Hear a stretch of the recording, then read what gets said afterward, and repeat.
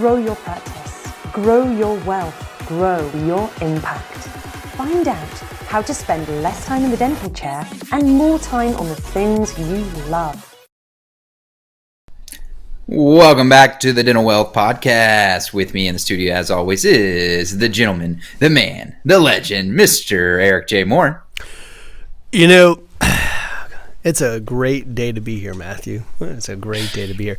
You know, we've got to get our repetitions down. We've been off for a little bit. You know, I think the schedule's been a little bit of a crazy one. It's this year, so I'll give us some grace. But for the listeners, I apologize. We'll get back to it. I know, we get messages from clients all the time. It's like, well, all right, when you guys going to get back in the studio? We're trying. We are trying. So let's talk about what we got today, Matthew. Just briefly, right before we actually jumped on, you were talking about an article you were reading. And I was like, hey, this might be a great topic for us to talk about on the Dental Wealth Podcast. So give me a basis for the article, and then we'll kind of take it from there.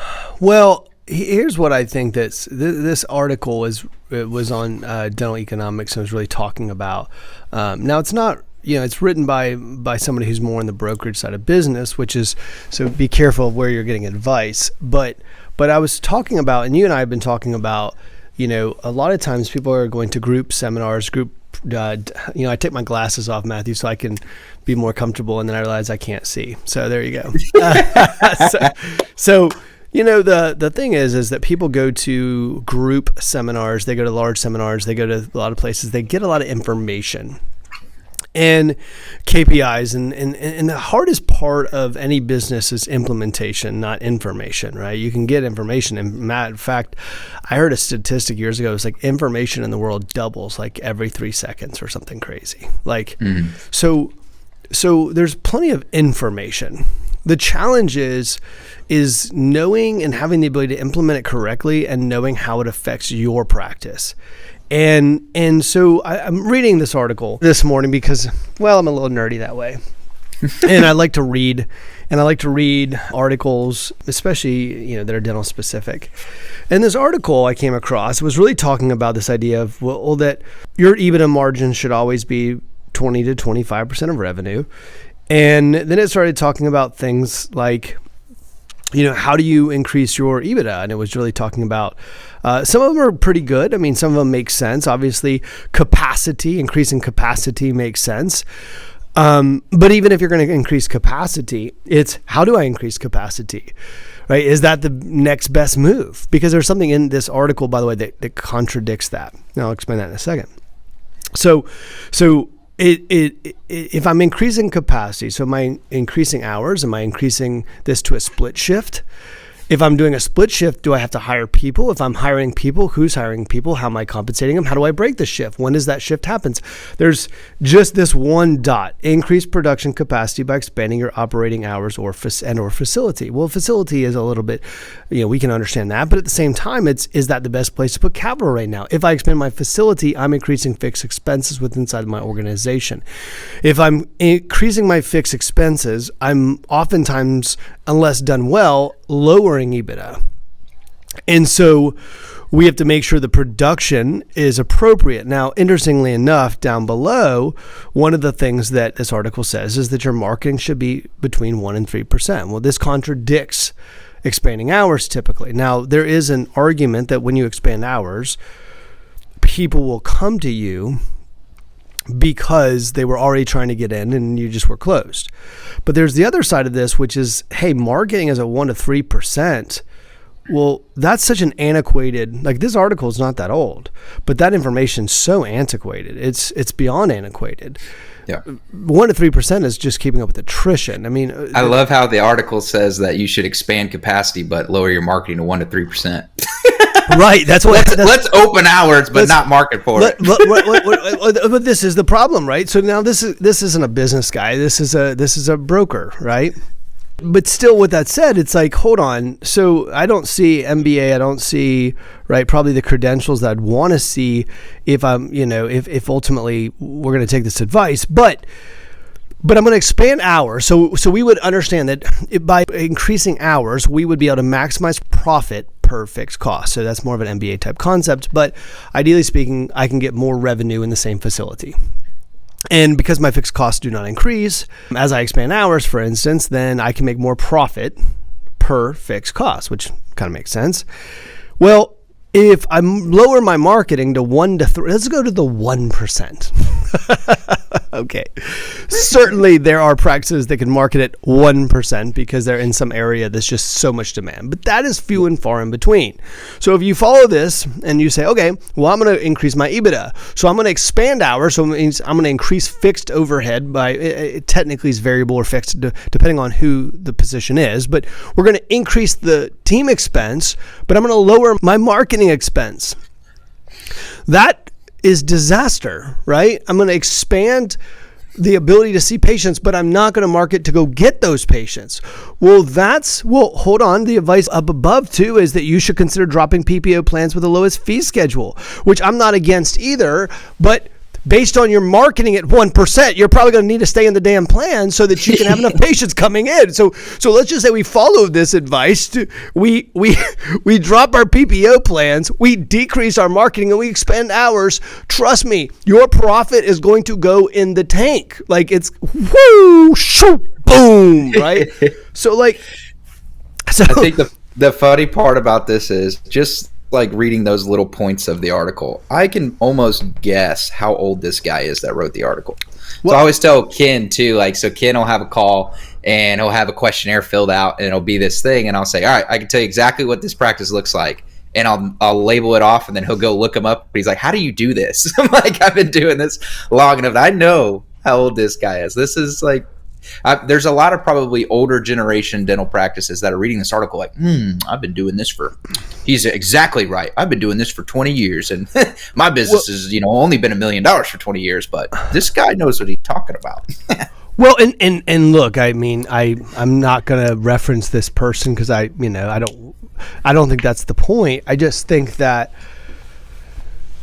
because believe it or not, he's younger. I just looked him up as you were talking. That's so interesting. So he, and look, this conversation is not about this person. I want to make sure I make that clear. It's not about that. Yeah. It's about the fact, and look, some of this advice it makes sense, pieces of it based on what your circumstances are. But it's just the same way. So this article is the same as saying, hey, here's what you should do. If you really want pretty teeth and you want to have a beautiful smile, you should pull out all your teeth and do implants and do right, like just do full arch on both your teeth because then everything will be beautiful. Well, that's ridiculous, right? Of course you're not going to remove healthy teeth. Of course you're right. Everyone should get veneers. Hold on, what? So I think that when you have an article like this, and this is kind of the challenge in the information age is that, well, and then EBITDA's got to be, let's say I say, well, he says EBITDA should be 25%. Well, most DSOs don't get 25%. And so what are you going to do there? Well, I'm dropping PPO plans. Well, that's fine because that should increase profitability. You give me 25%, but it will also probably slow my growth rate. And if my growth rate slows because I'm only doing 1% in marketing, then what ends up happening is now that my growth rate slowed, I will have a higher margin possibly on a lower total dollar amount. So would you rather have 19% EBITDA in a $10 million dental practice or 25% in a $2 million dental practice, right? So you got to understand that there's so much in this that I could unpack. I could spend the next 4 hours on this podcast taking one article that I read on dental economics and just completely obliterate it. And the reason why is not because this gentleman's information is poor, because I don't want to say that. It's not that it's poor, it's without context. And so what ends up happening is if I follow, I'm going to promise you right now, because I've been doing this for a very long time on the practice management side, right? Not the broker side, but the practice management side. And I will tell you that if you follow this advice to the T, you will be in, you'll like if you implement every step that's on here that I see, I will promise you will call me up and say, I need help, because this is a recipe for disaster. And so we get into this situation, and then look, I mean, staff salaries at 20% is 20%. I mean, if you're maybe an oral surgeon, but certainly if a GP was trying to run at 20% margin, that's for team. Yeah. I don't know what decade you're in, but that's not going to happen. Like if you're in this decade at all. So some of these things are, so if you're a doctor and you're saying, okay, I'm going to try to get my EBIT up, I'm going to get to 20%. I'm going to cut my marketing to 1%, right? And by the way, they say, you can't cut your way to profitability. Well, if I get my marketing to 1%, but I increase my overhead on the team side, I try, but I hold on, I can only get to 20%. So that means I can't staff up enough team to get them there, which I couldn't do two simultaneously, which means I can't expand hours. But if I drop my PPO plans, and I could keep going and going and going. Look, the point I'm trying to make is this. You have to have implementation. You have to have someone looking at what you're doing and able to pull this apart. And if you just take advice carte blanche, so you're in a seminar and you start listening to the advice and watching the advice, and you just start to just implement the advice that you heard, you could end up in a really bad position. Just listening to, and we're really careful in this podcast not to give advice that could hurt people, or that if someone isn't listening. I always call it, I say there's a stage conversation and there's a one-on-one conversation. Yeah. Some of this information is a stage conversation, which is like, these are stage points, right? These are some things you should consider from a stage standpoint. But from a one-on-one standpoint, you might not do 70% of the things here because they might not be in your best interest to actually increase EBITDA. So without somebody looking at what you're doing, you're in a sense doing dental surgery on yourself, because you don't have a treatment plan. You don't have a reason why you're doing what you're doing. And you're just trying to copy something that you heard, and it could be disastrous. And it could take your profit margins from 25% down to nothing. And and then on top of this article, it says that also consider expanding locations. Well, I'm going to tell you right now that if you get really good at not marketing, which is what this article would suggest, but also try to expand hours, but increase your fixed cost as well, you're going to be in a really tough situation. So when we go into education, then we need to realize that everyone listening to this needs implementation of the education. They need implementation of the education so that they know how to put this stuff in place. If you just want to jump in and start making decisions. We had a doctor yesterday called Jordan, and the doctor said, hey, listen, I would love an associate retention plan. And Jordan said, well, I mean, it depends. What are you trying to be, a $100 million organization? Are you trying to do a $5 million organization? Are you trying to be $15 million organization? What are you trying to get accomplished? And the doctor was like, I just want the plan. I'm like, but that's not how this works. Nor does dental medicine. There's a treatment plan. And so you need to know how the treatment plan is followed. Now, interestingly enough, the patient doesn't know half the time why you're doing what you're doing mostly. In our realm, it's the same thing. There's a lot of times we're moving pieces around that you don't know why we're moving them around, but in the future, what's going to end up happening, it's going to allow you to be set up for a tremendous amount of growth. And you might take a moment to invest in operations, and you might take a moment to invest in other things, or, I mean, there's a gazillion things I could tell you you would do before the other step. But knowing those steps are important to actually maintaining profitability. And you might forego short-term profitability for long-term profitability. And so you have to know what those decisions are. This article, in a sense, is, I don't want to say the intention is dangerous, because it's not. The intention is to give some great advice. And this person's probably an amazing human being. He's probably a smart person. I mean, I'm sure he's a great person. I don't want you to and that's why I said I don't want to focus on an author, because anyone could take anything and try to be a critic. So that's not the point.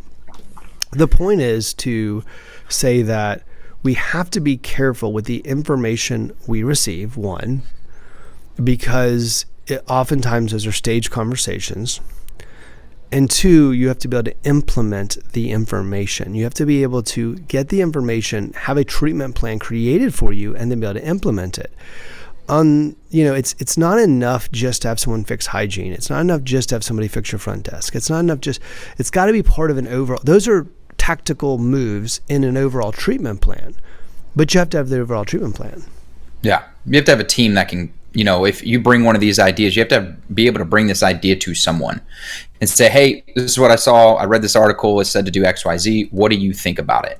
And it cannot be your tax CPA. It cannot be your accountant, because they're just going to say, oh yeah, marketing sounds good. Go to 1%. Yeah. You have to have a team that knows kind of the direction of the organization and knows exactly where you're trying to get, because you're going to get two different answers. If, like you said, was a perfect statement, which was, are you trying to be a $100 million organization? Are you trying to be a $10 million organization? Because it all varies depending upon what you're trying to create.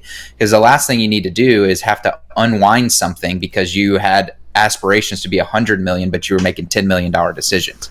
So when you read these articles, and that's why a lot of books too. So in most books that you read now, there's always a call to action. It gives you this concept, this broad concept, and it says, hey, if you need help putting this in place, reach out to my team. Because they know that they can get somebody in, explain a concept to them, and it's a really good concept, and they say, all right, you can either go try to implement this yourself, or we have the systems in place to help you implement these things. And I think, one of the things that we do best is we incorporate the implementation piece to the strategic direction of the company. I think that's kind of, you have to go both hand in hand. You can't just have one or the other. I think part of the reason why a lot of companies that just do one-off trainings like phone trainings or experience trainings aren't the most successful is because they're just implementing on one little thing. They have no idea why they're doing it. They don't know if they increase revenues, where to place the capital in the business that training generated. They don't have any of these high-level strategies to go in place. So they're implementing certain things, but they don't have a strategic direction behind the implementation. So the article is just giving you kind of, like most seminars even, they just give you kind of high-level information, and then it's up to you to decipher it and then figure out how that fits into your direction and then how that gets implemented in there. And I think, one of the reasons why a lot of people in the medical industry invest in consulting but still don't get to the next level is because they're missing one of those components. They're investing in something, but they don't have the implementation piece, or they're investing in implementation, but they don't have the strategic direction piece. And that's where we see people stall out, or they just get like a quick fix in revenue and then it starts to go down, and then a quick fix and then it starts to go down. And it's like this highway that just is riding like this. So, this article is perfect to show bits and pieces of it could help certain practices, but if they implement the wrong part of that article, it's going to sink them or stunt their growth, where they have to unwind stuff. So you have to have someone you can reach out and say, hey, I'm thinking about doing this. What do you think according to where I want to take this practice? Have someone talk you through it. Just kind of jumping in and thinking you're going to be a reading warrior is probably not going to work out for you too much. Yeah, I think that the question is then, do you have a strategic game plan? Do you have a strategic game plan? Like, do you know, I'm not even talking about vision. Vision's a whole other thing, but do you have a strategic game plan? Do you have a game plan that you have in place right now that you can implement in your business? And if you do not have a strategic game plan, if you do not have step 1, 2, 3, 4, 5, 6, 7, 8, 9, 10, you're going to get in trouble. And then if you go to one of these dental seminars and you get a lot of information that you just start trying to take and implement, that's like me hearing dental information and just trying to implement it on my mouth. If you don't really understand why things are being done, or there isn't a reason, a functioning reason, a cosmetic reason in a dental case or whatever, then we've got to. Well, we're just making moves to make moves. We don't make moves to make moves. So you need to understand, when someone tells you to cut your marketing expense or investment to 1%, that's just, that's staggering, right? I mean, whoever wrote that doesn't really understand. Now, that doesn't mean that if you're not, maybe if you're getting ready for a sale and you're getting, you've got, plenty of Or you're patience, maybe maxed right? out for the next 8 months, then you need to figure something else out. But so maybe from a brokerage standpoint, they're like, hey, reduce your expenses, but that could ultimately hurt your trailing 12. So, my message for today in this podcast is you've got to have a strategic plan. You got to create a strategic plan. And I'm not talking about a plan that's like, we're going to come in and we're just going to do hygiene. I'm talking about, first of all, why do you want to grow it this big? How much money do you want to make when you sell it or keep it? What's the passive income amount that you want to have? Why are you doing this? How does it affect your personal finances? How do we get there most efficiently, which means in the shortest amount of time? How do we do it with the less amount of stress, right? So how do we get there quicker with less amount of stress and create the systems to where it's less amount of effort? Because if it's overwhelming to do, you're not going to get it done anyhow. So that plan, which is, how do I create, let's say it again, what's my strategic plan? And does my strategic plan get me to my personal objectives or my dream outcome with the least amount of effort, the least amount of time, with the increase of likelihood for me to get there, and decrease risk in my plan? Which the idea of growth and decreasing risk, for some people, it seems like they're juxtapositions, right? But it's not, and they can both be done. But you've got to be focus on getting them both done. So I believe that if you do not have this, like with the consequence of not having a great plan, the consequence of not really knowing where you're going from a strategic direction, the consequence of not knowing where to invest money. Hell, Jim Collins said in Good to Great, flat out, great organizations know how to get a return on capital.